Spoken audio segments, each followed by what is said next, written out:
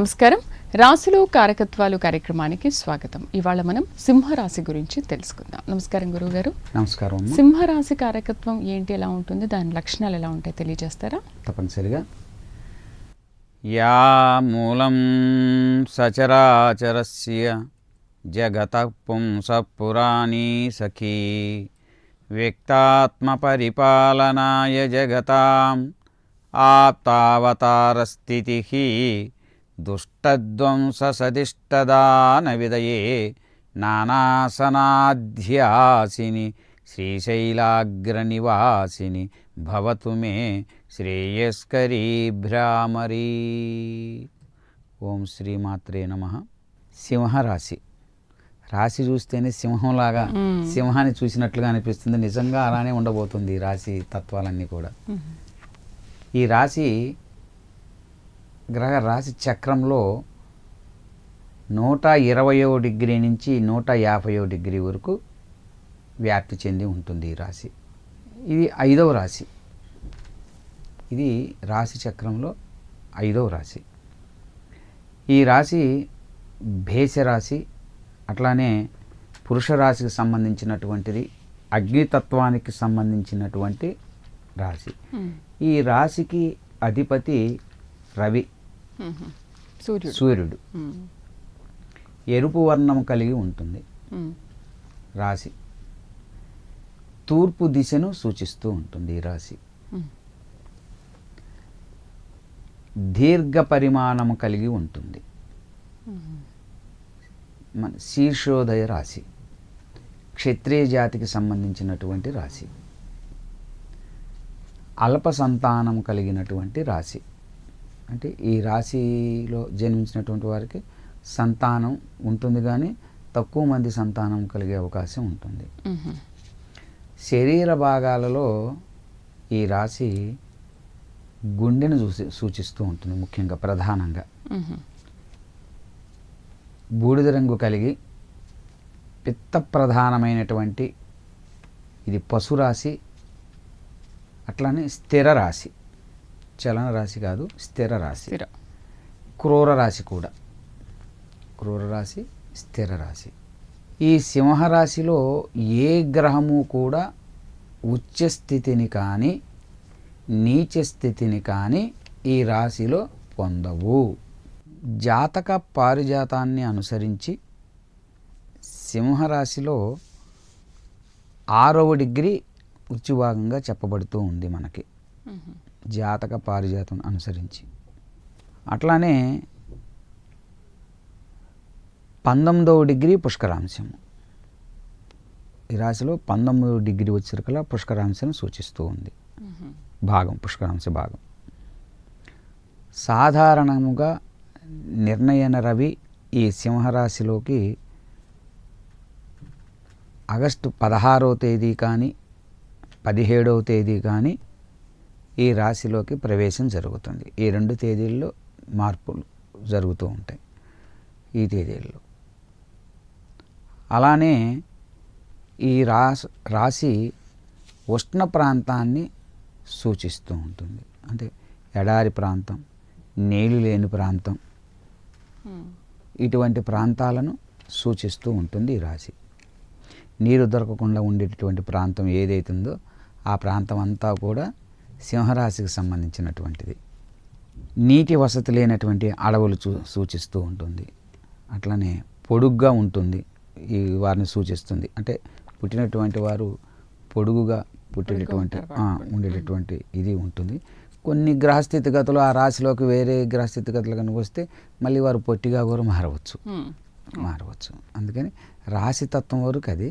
ఆ రాశిలో రాశికి సంబంధించిన గ్రహం ఉంటే ఇప్పుడు నేను చెప్పినటువంటి పొడుగ్గా ఉన్నటువంటి శరీరము, ఎర్రని దేహక్రాంతి కలిగినటువంటిది ఉంటుంది.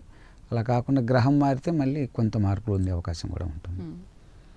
ఈ రాశికి సంబంధించినటువంటి ఆహార ధాన్యంలో చూసుకున్నట్లయితే దట్టమైనటువంటి ద్రవ్యాలు చూసుకున్నట్లయితే దట్టమైన అడవులు, కొండలు ఈ రాశి యొక్క స్థానాలు. అవే కాకుండా అదేంటది ఎలా కొండలు, ఎడారి ప్రాంతం ఉండేటటువంటి ఈ రాశి ప్రాంతాలు సూచించేటటువంటిది అది ఈ రాశి సంబంధించినటువంటివి. సింహరాశిలో జన్మించినట్టు వారు మంచి ఆస్తిపరులు, కళాకారులు, ప్రతి కళలో కొంచెం కొంచెం వేలు పెడుతూ ఉంటారు వీరు. ప్రావీణ్యం ఉంటుంది. ఉంటుంది.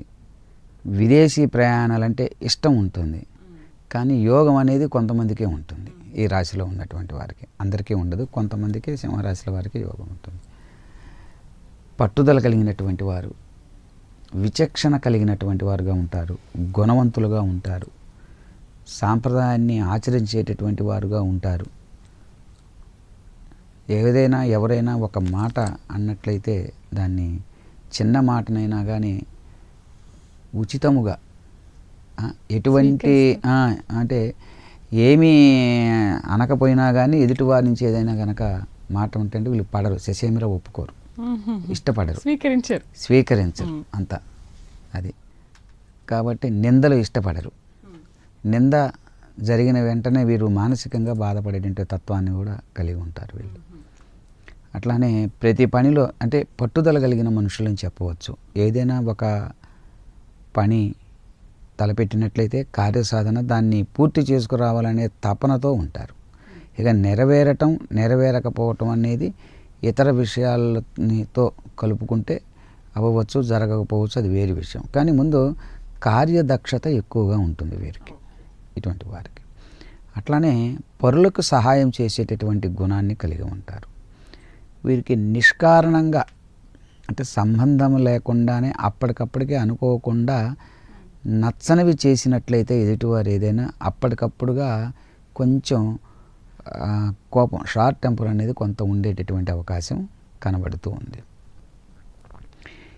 ఇంతే కాకుండా ఈ సింహరాశిలో జన్మించినటువంటి వారికి పుట్టినటువంటి మొదటి సంవత్సరంలోను, అట్లానే 5వ సంవత్సరంలోను, పుట్టిన 7వ సంవత్సరంలోను, 20వ సంవత్సరంలోను, పుట్టినటువంటి 28వ సంవత్సరంలోను, 32వ సంవత్సరంలో వీరికి అశుభములు కలిగేటటువంటి సూచనలు కలిగేస్తున్నాయి.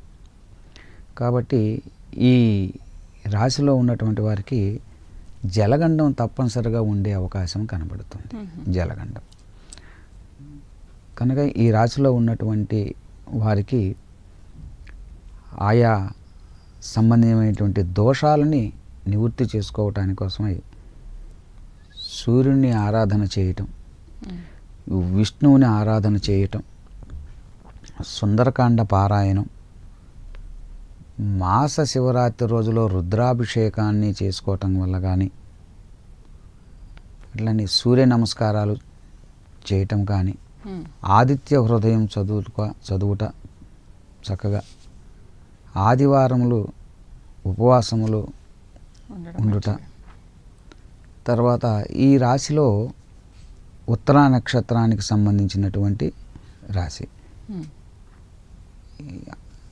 అయితే ఈ రాశిలో మకా నక్షత్రంలో 4 పాదాలు, పొబ్బలో 4 పాదాలు, 8 పాదాలు, ఉత్తరా నక్షత్రంలో మొదటి పాదము వెరసి 9 పాదాలు ఈ రాశిలో ఉంటాయి. ఈ నక్షత్రాలు ఉంటాయి. ఈ నక్షత్రాలకు సంబంధించిన ఆయా పాదాలు ఈ రాశిలో ఉంటాయి, ఈ 9 పాదాలు. కాబట్టి ఈ రాశిలోకి సంబంధించినటువంటి వారు ఈ పరిహారాలే కాకుండా రాశికి సంబంధించినటువంటి రత్నాన్ని గనక తీసుకున్నట్లయితే కెంపు రత్నాన్ని గనక ధారణ చేసినట్లయితే అది శ్రేష్టం, మంచిది. కొంత చెడు ఫలితాలను నిరోధించి మంచి ఫలితాలను పొందేటటువంటి సూచన తప్పనిసరిగా కలుగుతుంది. జీవితసారం కెంపు ధరించాలా, లేదు మళ్ళీ జాతకము నక్షత్రం? జీవితసారం ఒకే రత్నం ఉంటుంది ఎవరికైనా సరే. అటువంటి రత్నాన్ని ధరించాలి. ఏ రత్నము వీరికి ఉపయోగంగా ఉన్నది, దోషాల నుంచి తొలగించేటటువంటి లక్షణములకు ఏ నక్షత్రము అయితే వీరికి అనుకూలం అనేటటువంటిది పరిశీలన చేసి చెప్పవలసిన అవసరం ఉన్నది. అందువల్ల అది పరిశీలన చేసుకొని ఇది కానీ ఇంకొక రత్నం కూడా అవసరమైతే అది నక్షత్రానికి సంబంధించిందా, గ్రహ భావాలలో అనుగ్రహం కావాల్సినటువంటి రత్నం సంబంధించినటువంటి గ్రహం ఏదైతే ఉందో ఆ గ్రహం సంబంధించిన రత్నాన్ని ఇంకొకటి కూడా అదనంగా పెట్టుకోవచ్చు. 2 రత్నాలు, 2 రత్నాలు ధరించవచ్చు. ఇవి రెండు ఉపయుక్తంగా ఉంటే వాటి వల్ల మంచి ఫలితాలు కలిగేటటువంటి అవకాశం కూడా ఖచ్చితంగా ఉంది. స్థిరంగా మాత్రం కెంపుని ధరించాలి వాళ్ళు. ధరించాలి. కాబట్టి వీళ్ళకి ముఖ్యంగా ఎరుపు రంగు వస్తువులు, ఎరుపుకు సంబంధించినటువంటివి వీరు వాడుతూ ఉన్నట్లయితే శ్రేష్టం. ఎరుపును సూచిస్తూ ఉంటుంది. సూర్యుడు ఎరుపు అరుణవర్ణం కలిగి ఉంటాడు. అటువంటి ఎరుపు రంగుకు సంబంధించినటువంటివి వస్త్రాలు. ఇక ధాన్యం వచ్చేసరికల్లా గోధుమలు దానం చేయాలి. గోధుమలు ఓకే. అంటే గ్రహాల్లో చెప్పుకున్నట్టునే రాశి అధిపతి గ్రహమే కనుక ఆ గ్రహమే సంబంధించినటువంటి ధాన్యాన్ని కనుక మనం స్వీకరించినట్లయితే సరిపోతుంది. కలిసి వచ్చే రంగు ఎరుపు కాబట్టి ఏదైనా ఒక రోజు ఎరుపు. దైవారాధన విష్ణు ఆరాధన, శివుని శివ దర్శనము, శివాలయాలు క్షేత్రాలు దర్శించటం, సూర్య నమస్కారాలు, అదేవిధంగా ఆదిత్య హృదయం ఉదయమే ఆదిత్య హృదయం పఠనం చేయటం కానీ ఇటువంటివి చేసుకున్నట్లయితే పరిహారం జరుగుతుంది. ఇంకా ఈ రాశి వారికి సూచించేటటువంటి ఏరియాలు ప్రాంతాలు తీసుకున్నట్లయితే అంబ సముద్రము, ధనుష్కోటి, ధర్మపురి, చిత్తూరు, చంద్రగిరి, బద్వేలు ఆంధ్రప్రదేశ్లో తీసుకున్నట్టు ఈ ప్రాంతాలు, అట్లానే మదనపల్లి, మహానంది, మహబూబ్ నగర్ ఈ ప్రాంతాలు. ఇవి కాకుండా మనకి ఇతర దేశాలు తీసుకున్నట్టయితే ఇటలీ, ఫ్రాన్స్, అట్లానే రోము, రుమేనియా మొదలగు దేశాలు సింహరాశి ఆయా ప్రాంతాలను సూచిస్తూ ఉంటుంది. అంటే వీళ్ళు ఉద్యోగరీత్యా అలా ఏమైనా వస్తే ఉద్యోగరీత్యానే కాదు, ఆయా ప్రాంతాల దేశాలకు సంబంధించిన విషయాలని ఆయా ప్రాంతాల్లో ఏవే అల్లర్లు జరుగుతున్నాయా, ఆ దేశాలు ఈ సంవత్సరం ఏ విధంగా ఉండబోతుంది అనేటటువంటిది, అక్కడ పరిపాలన విభాగం ఏ విధంగా ఉంటుంది, అక్కడ వచ్చే ఇబ్బందులు ఏంటి అనేది ఈ రాశిలో ఉన్నటువంటి గ్రహాలను బట్టి అక్కడ ఆయా ప్రాంతాల్లో ఇబ్బందులు అంటే పంచాంగంలో గణితంలో రాస్తూ ఉంటాం. ఈ ప్రాంతం వారికి ఇబ్బంది, ఈ సంవత్సరం ఈ అమెరికాలో వాళ్ళకి ఇబ్బంది, ఇట్లా మనం రాస్తూ ఉంటాం కదా. అవన్నీ కూడా ఈ రాశులు వాటికి సంబంధించినవి, ఆ గ్రహాలు అవి చూసుకొని ఆ రాశులు ఏ ప్రాంతానికి సంబంధించినవో అవి ఏ దిక్కుని మన భారతదేశానికి ఏ దిక్కు నుండి సూచన చేస్తూ ఉన్నాయో వాటికి సంబంధించి ఆయా వాటి విషయాలలో మనం చేసుకోవటం జరుగుతూ ఉంటుంది వాటికి. కాబట్టి అది మనం దానిని బట్టి విశేషాంశాలను తెలియపరచడం జరుగుతూ ఉంటుంది.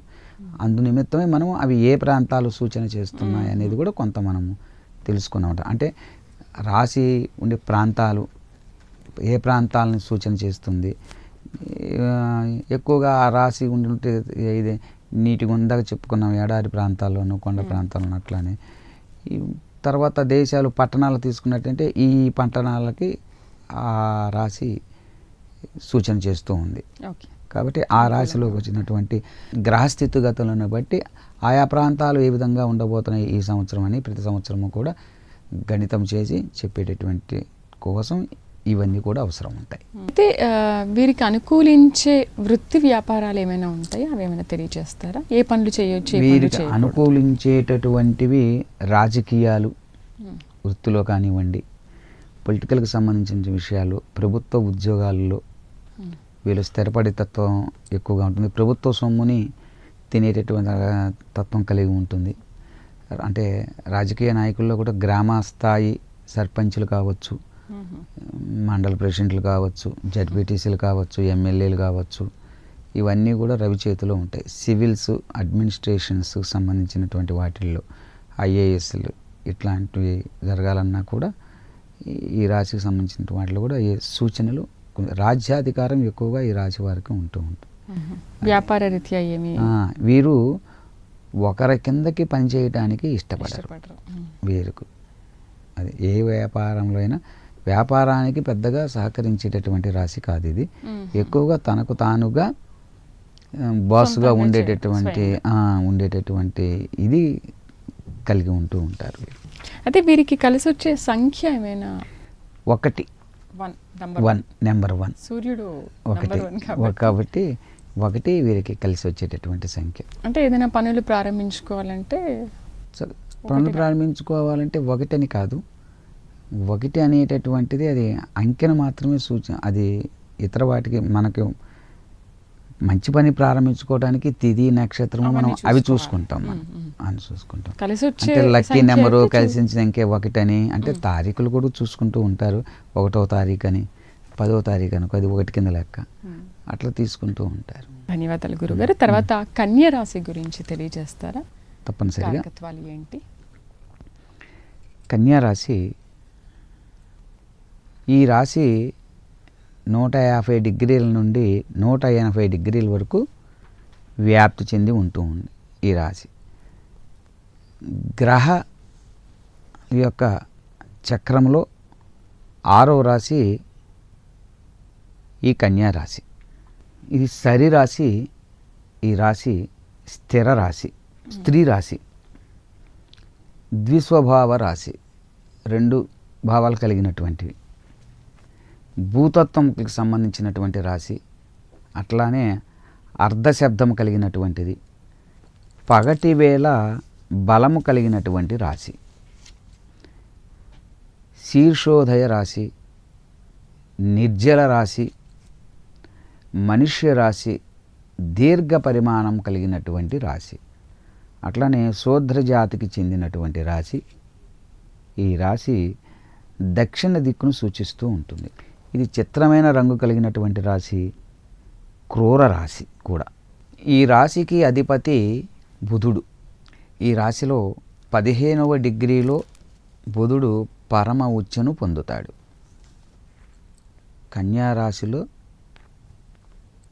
బుధుడు 15వ డిగ్రీలో పరమ ఉచ్చను పొందుతాడు.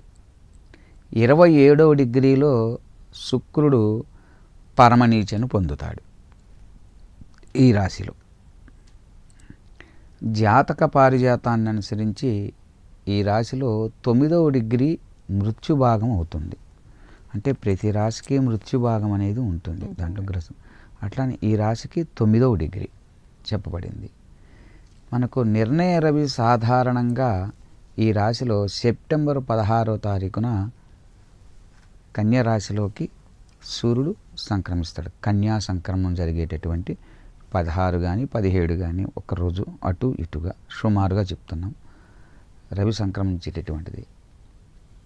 ఈ రాశి ఎక్కువగా వైద్యులను, రోగులను, మందులు తయారు చేయటటువంటి కంపెనీలకు సంబంధించి, మందులు అమ్మేటటువంటి దుకాణాలకు సంబంధించి, ఆసుపత్రులకు సంబంధించి, ఔషధము మూలికలకు సంబంధించి సూచన చేస్తుంది. తరువాత ధాన్యము, తోటలను సూచిస్తుంది.